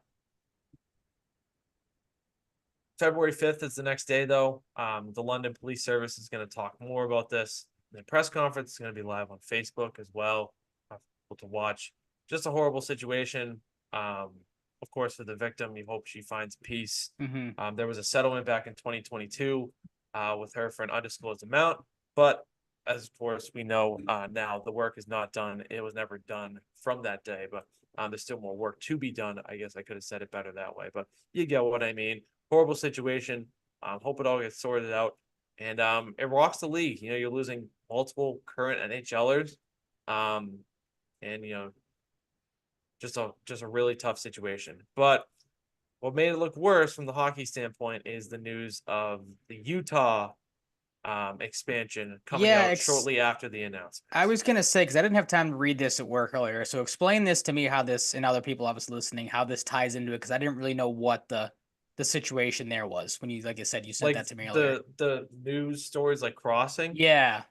The announcement about Utah happened like right after Okay. So the just news came out about horrible the World timing. Juniors. Yeah, Mhm. could have been intentional, could have been coincidental, but seems a little intentional, maybe a little damage Yeah, a little control. suspect for And we've sure. seen the Red Sox do this before Oh, with they're the kings announcements. of it. Are you kidding me? They're the kings of it. Obviously, this is a much different scenario, but Mhm. Salt Lake City, Utah looks like they might be an NHL team. The Jazz owner for like feels like a couple years now has expressed interest in bringing a hockey team to Utah, largely speculated to be Salt Lake City. It'd be pretty cool. I don't know what the team name would be, but Smith Entertainment Group has asked the NHL to initiate the expansion process. If anyone knows me, I talk about it every once in a while. I don't want more NHL teams. I Yeah, think 32 is it's the perfect number. yeah. You know, you're going to get to 36, then have 9 teams in each division because Is now that what you're they're going to have planning? 33. No, no, but like I I'm was gonna talking say, I'm about like, that's going through another four, like going from, you know, you had 30 for a while, but then mhm, you get to 32, you have eight in each division. You want an uneven number of teams eventually if you get to 36 or something true. in Yeah, each it's division. true. And now you're just going to have 33 for a while. But I think the league's fine, but they're always going to expand if they can. Hmm. It's just going to happen if Yep, it's it's financially an feasible. inevitability. Um, it also, you know, new NHL team, new AHL team, new ECHL team. The ECHL team is getting two new teams. I don't know if any of these teams, new ones, will become an affiliate of the eventual, likely Salt Lake City team. But at the end of the day, it gives more professional athletes opportunity to pursue their dreams of playing professional hockey, which is also True. cool. Yep. So I like that part of it. I don't know. I think 32 is the perfect number though. Hmm. Um, and of course, I will say what I do like about it: the expansion draft, all that speculation, then seeing it all matriculate. How the team looks. Do they have a Vegas run? I don't know. That's the exciting part of it. And you know, they have one team in Utah. Like, are there any lower level sports teams, like a soccer team or anything? I don't All know. they might have is the Jazz. So that could be really cool for them. Um, Salt Lake City. I don't know anything about the city really. I don't know if there's like They might have a a minor league bird. baseball team. I'm not They got to 100% have a sure. minor league baseball Yeah, team. Everywhere has a minor league baseball team. true. Very true. What's the Salt Lake City bird? Like what's their bird? Oh, there, yeah. National. I don't know. Do you have a national bird if you're Salt Lake City? Probably Uh not. It's probably the national. The Seagull Monument. This is the first thing that came up. I'm not saying it's the national bird. The Seagull Monument on Temple Square in Okay. Salt Lake City honors the gull. Two sculptured gulls atop the monument, which was unveiled in 1913. Okay, made up Salt Lake City Seagulls. Salt Lake Seagulls. That would be Salt Lake hilarious. Seagulls. I don't know. Maybe they could run back the concept of the Rain City bitch Well, that pigeons doesn't. That's, when the Kraken came along and that's Be great. the Salt Lake bitch pigeons. That would be great. That makes no Um, sense to me. I just looked up what the state bird of Utah is. It's the California gull. yeah, I like the gulls. Maybe the Salt Lake Yeah, but gulls. why California? It's Utah. What's a good like Salt Lake salmon? Do you want to be a fish? I don't Um, know. Are there salmon Salt in Lake Utah? snakes. Yeah, So, Salt Lake snakes kind of. I think they might have to that's like think a outside minor the league box. team They name. might have to think outside the box a little bit. Um, I saw. I Why don't am I know if just now they're learning about bitch pigeon? That's the fucking Rain awesome. City bitch pigeons. Look at the Rain City bitch pigeons. They made a logo too. It's awesome. Um, Elliot Friedman made a really interesting point about the Smith Entertainment Group. He said, "To me, that's a message to the Arizona Coyotes. The NHL has basically said they need to know about Arizona by the All Star break. Well, we're a week and a half from the All Star break, so maybe like we're talking about expansion. Is this like him connecting this to potentially moving the Coyotes to Salt Lake if they can't get this done at a certain time, Ryan? I wonder. I wonder. Sorry, I'm Are you just laughing at the distracted. bitch pigeons? Yeah, I found it on Twitter. That's awesome. Um, yeah, like maybe I think he's just linking it to like, hey, like got to figure out arena situation at some point. Then what Hmm. if the NHL's like, hey, we don't need to add a new franchise. Maybe we say, hey, Just Coyotes, we're move done them. with you and just move Yeah, them. that's where I'm at. Maybe this is just an ultimatum. I don't know. Maybe I'm wrong. But that's about it for hockey. Unless you have any closing thoughts on Salt Lake City as a hockey hotbed. No, I get distracted by the bitch page in the sound. That's all I'm gonna be able That to think area of the about now for country, the rest man, of the. like Vegas is getting more teams. So like City now, it's becoming a sports hotbed Yeah, it slowly is but good that surely they're there. like kind of expanding outward instead of keeping a lot of these teams kind of in the same area. Like obviously the East Coast with a ton of teams. Like obviously down south a lot of teams. So it is good that these, like you said, they all they really have is for main sports, you like the Jazz. So that is interesting that they're trying to get these teams in other places. Maybe build a fan base in a state or a city or whatnot that might not have, like you said, a Yeah. professional sports team or venue or something like that. I'll leave the people with this. If they're gonna add a 34th team, put it in Houston. I want a Texas rivalry, Dallas and Houston. I want a Texas rivalry. I think there's probably some Houston Aeros fans from back in the day that have maybe become Coyotes fans. And it's Texas. Like Texas, people will watch anything. It's It's true. a huge state too. They'll fall in love with the Houston team, I bet. Um, the Red Sox, Ryan, unsurprisingly so, are still fucked. A team I have fallen out of love with or out of favor, Mm-hmm. however you want to look at it, to tie it into Mm-hmm. that.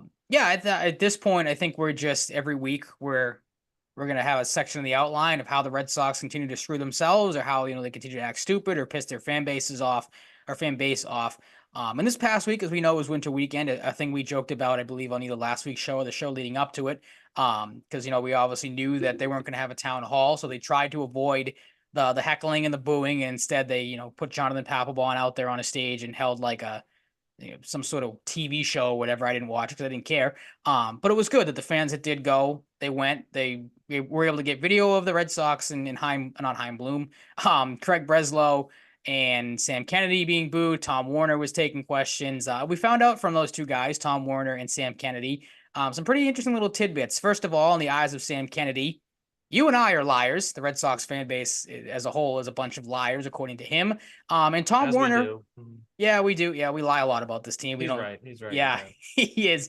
Sam Kennedy, who, as we know, I refer to as the used car salesman, the snake oil salesman, because that's exactly how he comes off, at least to me. And I feel like at this point, a lot of people might share the same thought process. And then Tom Warner, in case people missed it, flat out admitted he just does not give a shit, or nobody in the ownership group gives a shit about the Red Sox as a We knew team that on with the John field Henry, but anymore. Which we knew that. We kind of saw that. Again, they will well, they don't lie. We lie. So I'm not going to say the Red Sox will lie to you and say yeah, that they're Ryan, good, interested good, good, in good the to catch team. yourself there.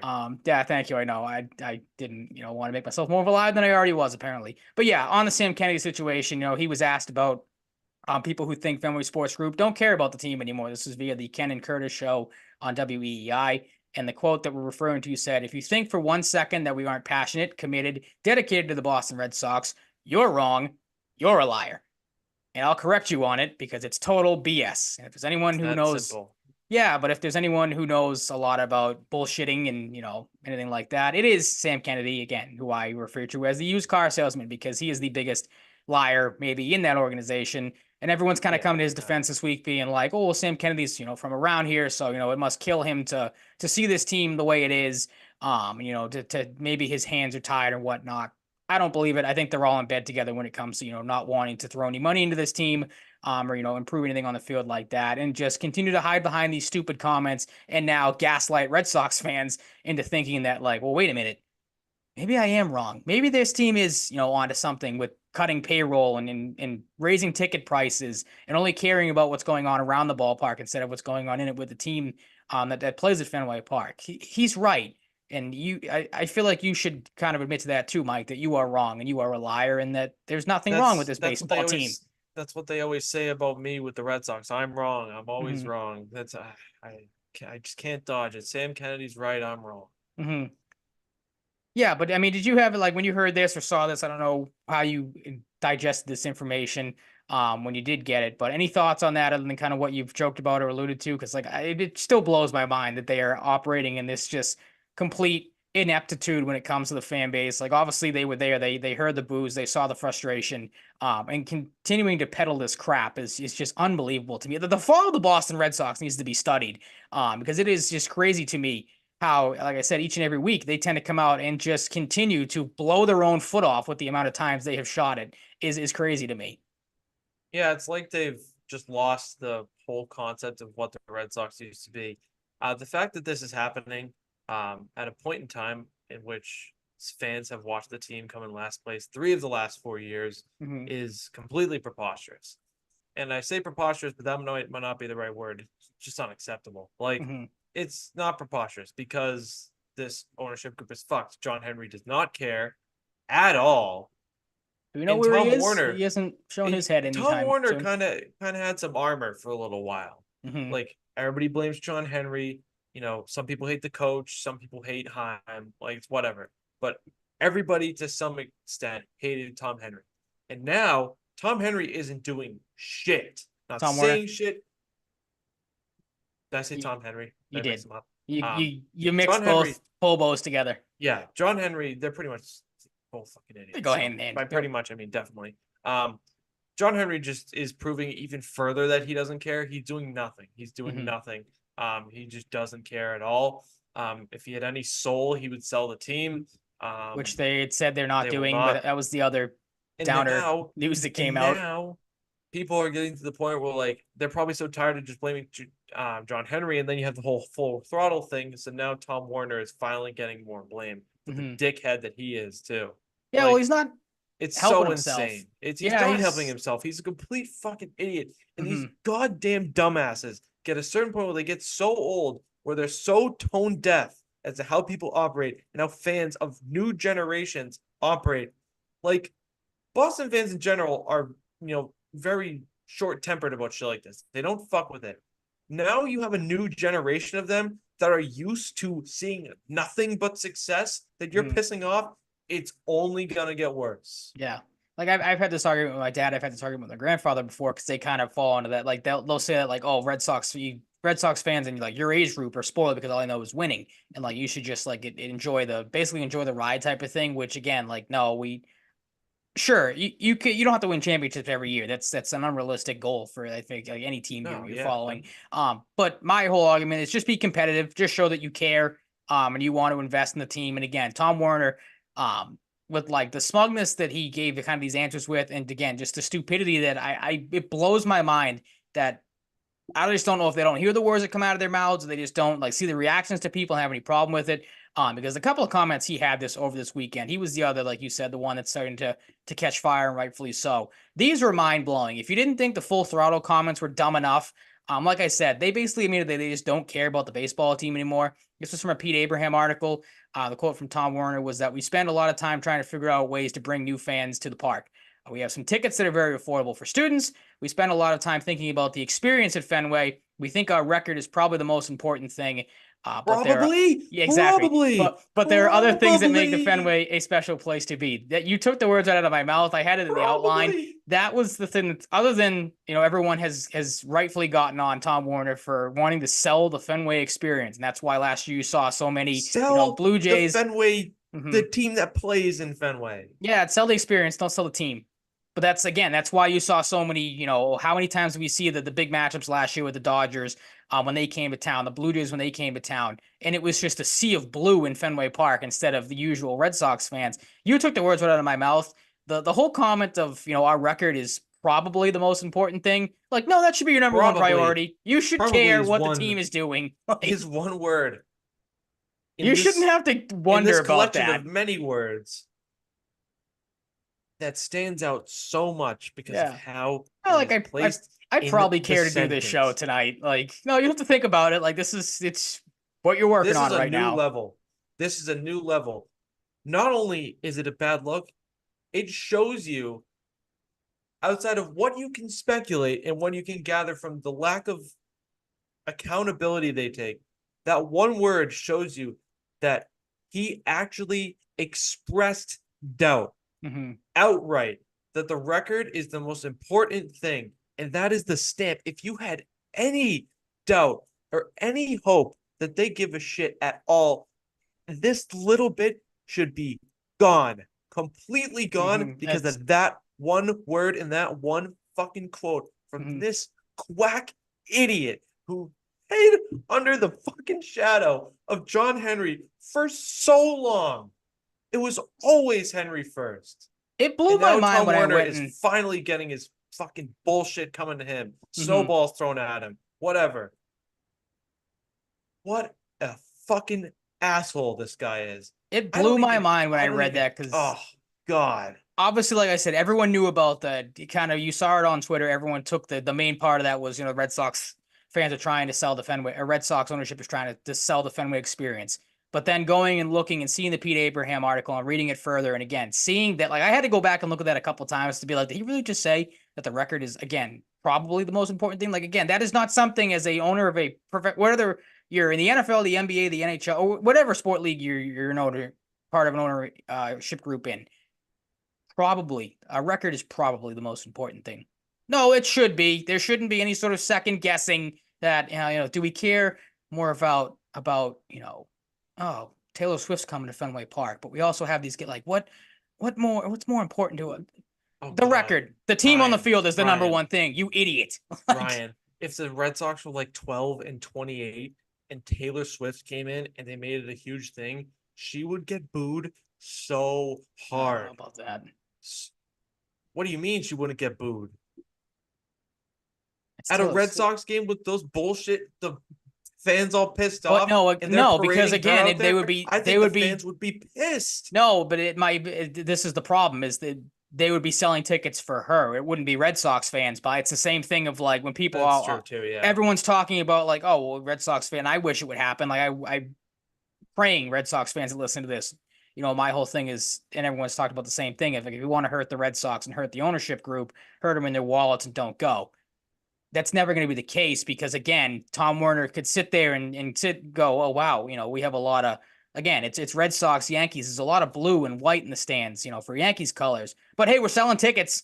It's not, Red Sox fans that are here watching us, but the seats are still full because there's teams, fans coming from St. Louis, Detroit, Chicago, whatever. It's those, fans coming into Fenway to see the Fenway experience and see, the surrounding area, which is a bunch of bullshit. Like it's mind blowing to me. And then the other comment too that has caught a lot of fire of late, which kind of contradicts the other stuff they've been saying and the other things they've been showing about not caring about this team. He was asked about the team defense or talked about the team defense from a year ago, and Tom Werner had this to say. He said, quote, "We wouldn't be having this conversation if we had league average defense." Went on to say that someone in the front office told him last night they would have had 9 to 10 more wins with league average defense. Which that's a crock of shit to begin with. Like, there's no way average defense makes you 9 to 10 wins better. Like maybe 2 to 3, if that. If you have average defense, if you're a great defense, maybe you'd be 9 to 10, but not average. And then again, okay, even if you did believe that, what have you done to back that up? You went out and got rid of Alex Verdugo and brought in Tyler O'Neill, who basically, O'Neill's probably a better defender, but one for one swap. They're not that much different if you ask me defensive wise, unless I'm missing something blatantly obvious. And then again, if you're stressing defense, you brought in Vaughn Grisham, who when we talked about it when they got him, the one weakness for him was that he is not a good defender. So you didn't fill a hole at second base that you had last year with any sort of upgrade in defense. So, Yeah, like do sure, you really care about defense that could have too? been Like, better. This the defense could have been better. The whole team could have been better. That's the more important thing. I know, crazy. They're just saying shit now. it's again, and it filters back into the like, I don't even know how to word it because it's so frustrating. But the fact that you can sit there and say these things and think the fan base is gonna take it without like take it sitting down or whatever the phrase is that I'm trying to say. Like it, I just don't get how you can continue to say these things, come out and have Yeah. these, bad PR moments over and over and over again, and nothing changes.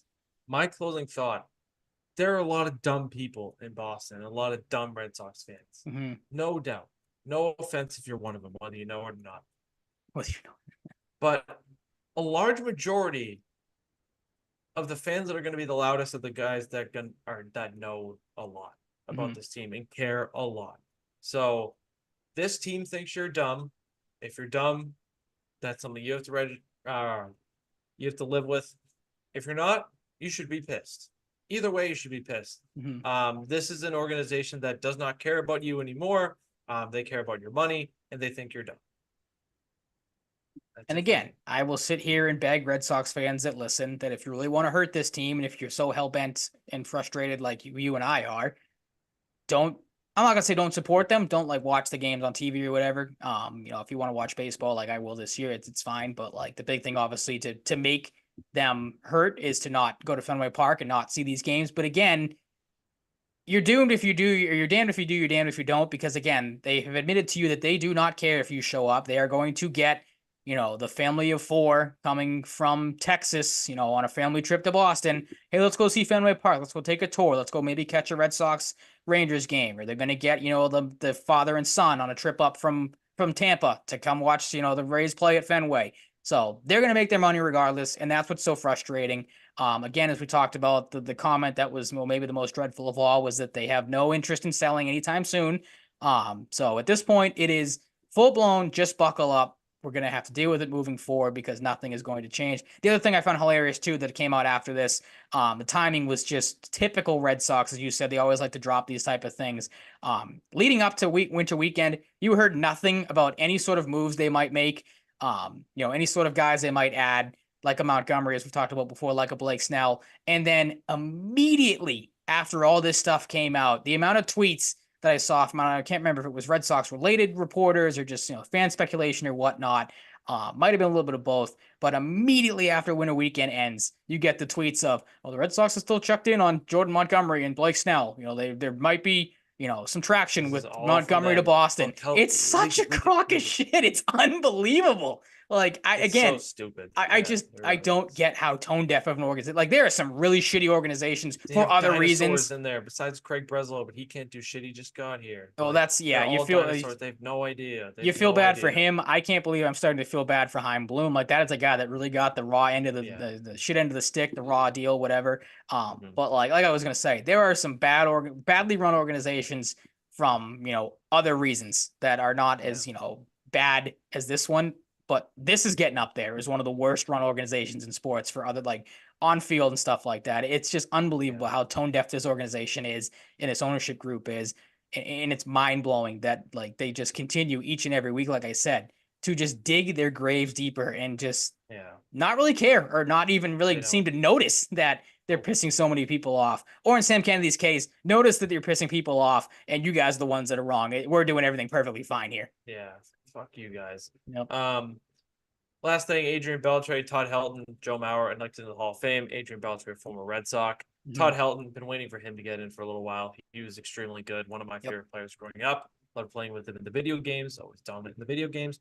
Joe Mauer, one of the best catchers of our lifetime. He maybe make the case for the best. He's up there at least. You could, yeah. I feel like there's some people that could argue. Yeah, you got Pudge, you got Yachty, you got Buster Posey. Those are some of the big names. Mike Piazza.